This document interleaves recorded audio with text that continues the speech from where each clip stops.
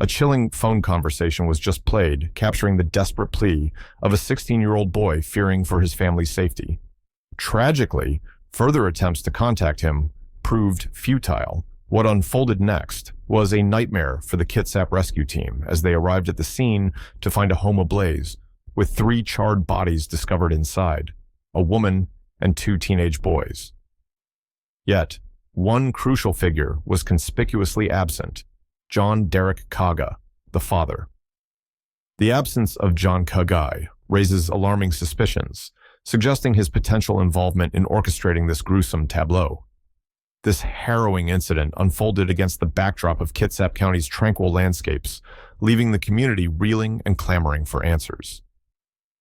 The Kaga family, consisting of 43-year-old John Derek Johnny Kaga, 37-year-old Crystal Lynn Kaga, and their 2 teenagers, 16-year-old Jonathan Felipe Higgins and 16-year-old Hunter Evans Shop, resided in Kitsap County, Washington. John and Crystal had wed in 2009, uniting their families with the 2 teenagers stemming from prior relationships. However, their domestic bliss was abruptly shattered when an unexpected visitor altered the course of their lives. January 27, 2017 began like any other Friday in Kitsap County. As the evening descended, the Kaga family gathered in their cozy abode on West Tenino Drive, a quaint, single-story ranch house. Reportedly, Crystal had friends over while Johnny received a mysterious phone call, prompting him to depart with assurances of a swift return.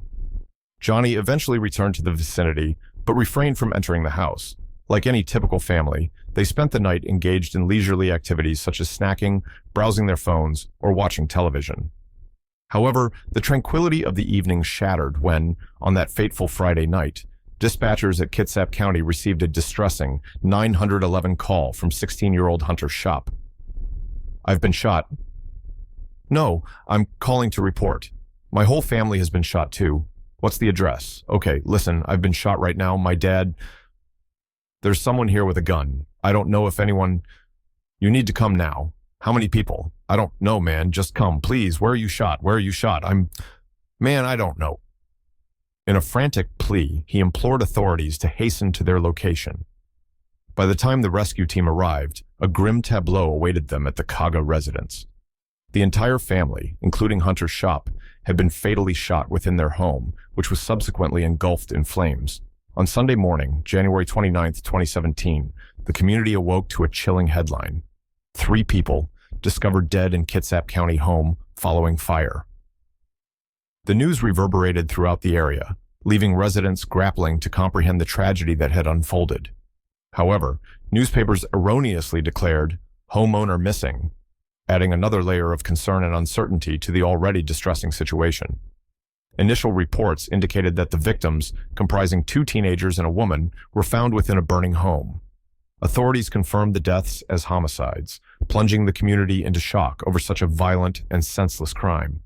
It was established that the crime occurred the previous Friday night, with no trace of homeowner John. Apprehensive authorities urged the public to remain vigilant and report any sightings of Kaga or his brown 2005 Ford F-150 truck. Despite being designated as a missing person, suspicions began swirling around John, with some speculating his potential involvement in the heinous crime. The media now played a crucial role in shaping public perception, with headlines fueling speculation and uncertainty. The mention of "someone's here with a gun" only intensified suspicions surrounding Kaga. However, it soon became evident that the media had erred in reporting the survival of 16-year-old Hunter Shop, who had made the distressing 911 call before tragically succumbing to his injuries. As authorities continued their investigation, surprising details emerged, shedding light on the brutality of the crime. Shell casings, primarily 9mm, were discovered on the back deck, while over $50,000 in cash was found hidden in a strongbox in the main bedroom, along with an additional $7,000 in a money bag. Over the next few days, law enforcement spared no effort in their search for Johnny Kaga and his truck, deploying every available resource in a desperate bid for clues. Eventually, a crucial breakthrough rocked the ongoing investigation: the discovery of John Kaga's truck. The burnt wreckage, containing Johnny's lifeless body, was found on a remote road in North Mason County by a passerby, prompting immediate action from authorities. the Ketub County Sheriff's Office issued an appeal for assistance from residents in the area, urging anyone with information to come forward. We know that some people have held back information. I understand that it's a grisly crime and that many may feel fear, loyalty, or even disbelief that these individuals were involved. But, we're just asking that those people come forward now and help us, stated a spokesperson. I'm going to say that this might only be our first round of arrests. Crime scene investigators meticulously combed the area, searching for clues that might shed light on the circumstances surrounding John's death. Their efforts yielded a crucial piece of evidence, a single latex glove near the burnt-out truck. This discovery raised questions and fueled speculation, prompting authorities to appeal to residents and businesses with security cameras for any footage that might provide valuable insights into the case. Sheriff's Detective Lieutenant Earl Smith emphasized the importance of video evidence, urging those with relevant footage to cooperate with law enforcement. The appeal received a swift response from the community, with individuals stepping forward to offer assistance in any way they could. Despite the collaborative spirit permeating the investigation, details surrounding the circumstances of John's death remained shrouded in mystery. Detectives noted that the road leading to the tree farm, marked by a gate, showed signs of forceful entry, with the gate visibly damaged. It appeared as though Johnny's truck had rammed through the gate, indicating some level of struggle. Amidst the chaos and uncertainty, the memory of Hunter's shop weighed heavily on the minds of many. Principal Megan Swecki of North Kitsap High School delivered the somber news, paying tribute to Hunter's memory and urging those who knew him to cherish the moments they shared. As the community mourned the loss of the Kaga family, a glimmer of hope emerged with the appointment of Detective Elizabeth Lisa Gundrum. Faced with a dearth of definitive evidence and witnesses, investigators delved into the lives of the victims. They unearthed a series of puzzling yet potentially motive-driven aspects, delving into the family's business ventures and financial dealings, which fueled speculation about possible illicit activities and criminal connections. The perplexing 911 call made by one of the victims raised questions. Why didn't Hunter mention the fire? Was he confused, or was there another explanation? This added another layer of complexity to an already convoluted investigation. As authorities pressed forward, they grappled with a multitude of uncertainties: the motive behind the attack, the identities of the perpetrators, and the circumstances surrounding John Kaga's disappearance remained obscured amidst the confusion and despair. However, in February 2017, a breakthrough occurred when surveillance footage captured John Kaga at a local grocery store, appearing to behave normally in the hours leading up to his disappearance. While this provided some insight into his whereabouts, it failed to yield any significant leads. Then, in June 2017, authorities made a significant breakthrough by releasing a photo of a person of interest captured on surveillance footage at a Target store just days before the murders. The image depicted an individual entering the store, sparking suspicions about their potential involvement in the crime. This marked the first communication from authorities in months, underscoring the urgency of the investigation. Sheriff Gary Simpson stressed the importance of public assistance, confirming that more than one person was involved in the meticulously planned murders. This added a new layer of complexity to the case, hinting at the suspect's motives and connections to the victims. The request for information on the unidentified suspect seen at Target 12 days prior to the murders raised questions about their potential purchases and their relevance to the crime. Could items acquired at the store, such as firearms or materials found at the crime scene, be linked to the murders? In September 2017, the investigation took a significant step forward with the identification of a person of interest, Danny Kelly Jr. Danny had been a longtime friend of Johnny's, even serving as Johnny's best man at his wedding. However, reports surfaced regarding a troubling encounter between Danny and his estranged mother, who accused him of misconduct.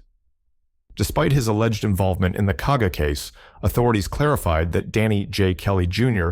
had not been officially charged in connection with the homicides. As the year 2017 drew to a close, marking the Kaga family murders as the most significant local news story of the year, the community's profound emotions were further stirred by an anonymous donor who contributed $116,000 to Crime Stoppers, boosting the reward fund to $20,000. Despite the dropped charges against Danny J. Kelly Jr. for assaulting his mother, investigators remained steadfast in pursuing leads in the case. On January 11, 2018, authorities released an extended version of Hunter Shop's chilling 911 call. As investigators continued their relentless efforts, they observed that Danny was wearing attire associated with the Bandidos Motorcycle Club in the video, prompting them to appeal to members of the motorcycle club for information. This marked a significant development as investigators publicly identified Danny Kelly Jr.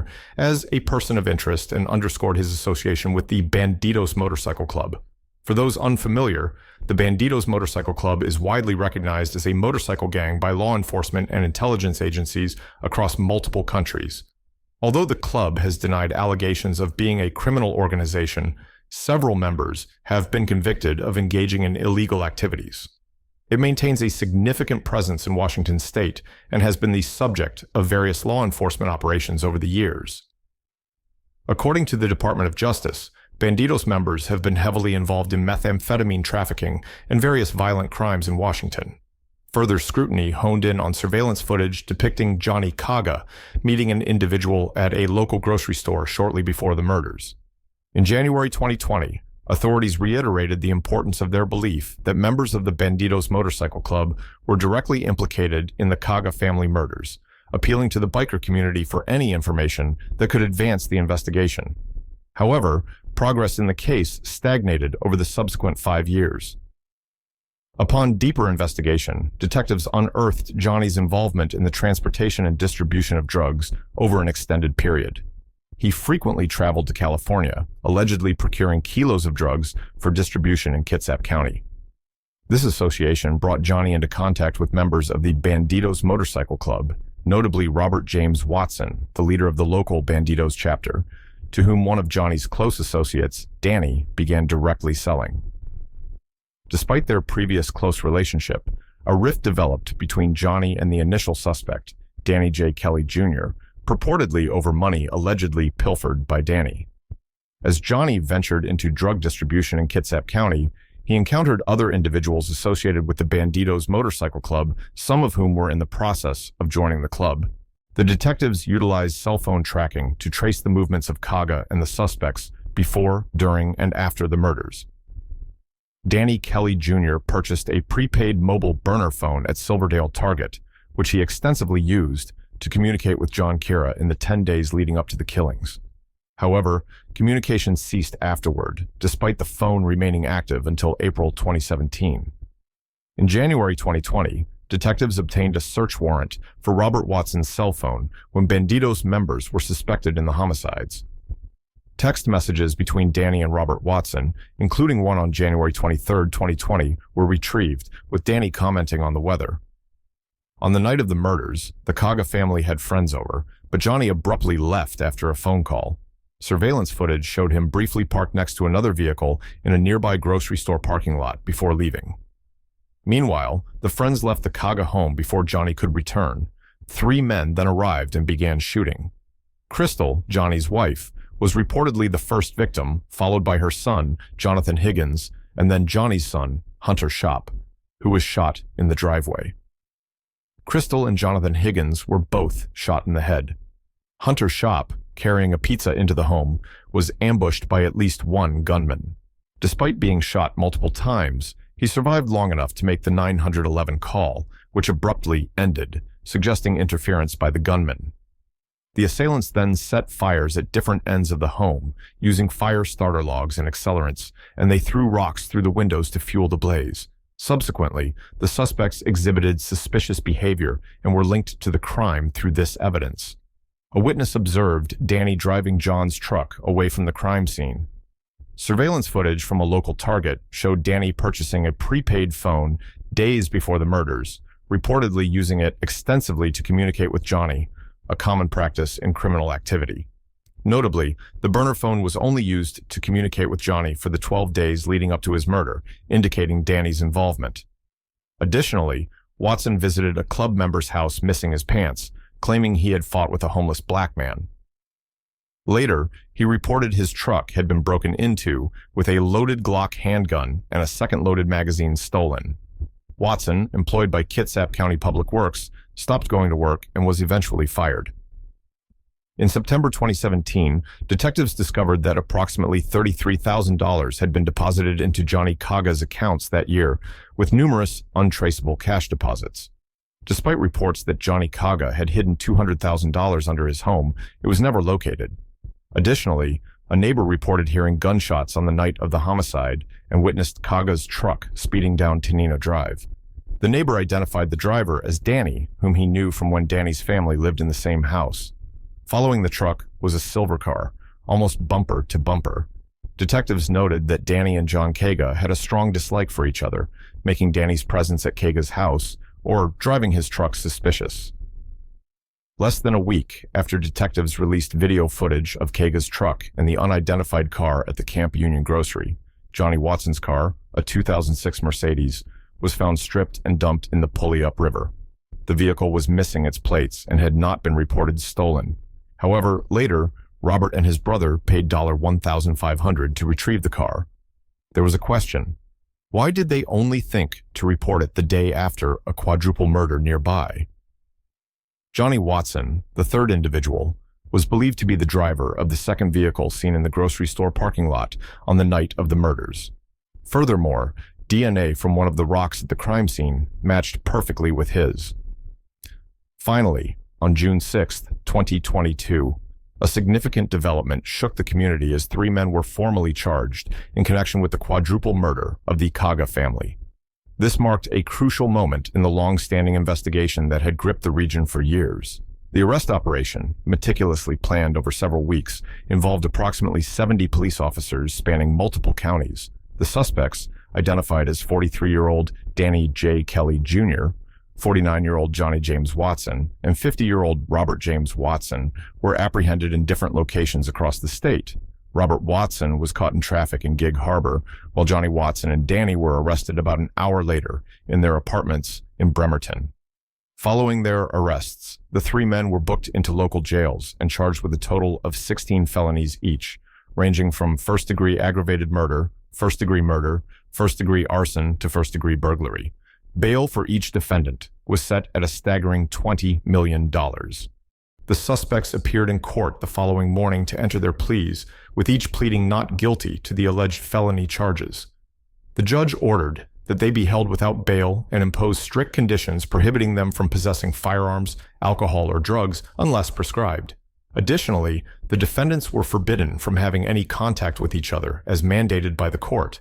In response to the Kara family murders, investigators had formed a specialized task force dedicated to unraveling the complexities of the quadruple homicide. This collaborative effort underscored the gravity of the case and the determination of law enforcement to bring the perpetrators to justice. The community awaited further developments in the legal proceedings, hoping that the arrests would mark a significant step towards closure for the families affected by the tragic loss of the Kaga family. But even in this darkness, there's a glimmer of hope as people come together to remember them. The arrest of the 3 suspects in the Kaga family murder case was a moment long awaited by those touched by the tragedy for years. Carly Scott, the mother of Hunter Scott, had pleaded for justice, and finally her prayers were answered. She's made so many emotional pleas over the years, just asking for someone to step forward, and it worked. The detectives got tips from the public that helped crack the case. I'm happy that there's going to be some answers. I'm happy that, we've been waiting over 5 years for arrests to be made, so this is a huge step in the right direction, said Carly Scott. The suspects accused of killing an entire family were brought before a Kitsap County judge, visibly restrained and escorted into court. Their alleged crimes, fueled by greed and disrespect, left a deep scar on the community. During the trial, emotions ran high as family members faced the accused, expressing their desire for justice. 16-year-olds were taken over greed, and some so ugly, they were so pure and they were so loving, and to know that their lives were taken over something so stupid is just disgusting, said one family member. The suspects exuded an unsettling aura, reflecting on the severity of their actions. Despite the pain and heartache, the arrest provided a sense of relief and closure to the victims' loved ones, and it was very much visible around the Kitsap County Sheriff's Office as family gathered to hug detectives and each other, anxious right after the arrest. As we wrap up today's episode, we invite you to share your thoughts on this disturbing case. Your reflections are valuable to us. If you have suggestions for other stories, please feel free to share them in the comments below. Your engagement supports our mission to uncover more compelling cases. Stay tuned for more thought-provoking true stories. Don't forget to like, share, and subscribe to Crime Doc for similar stories. Let's continue to illuminate stories that call our attention together.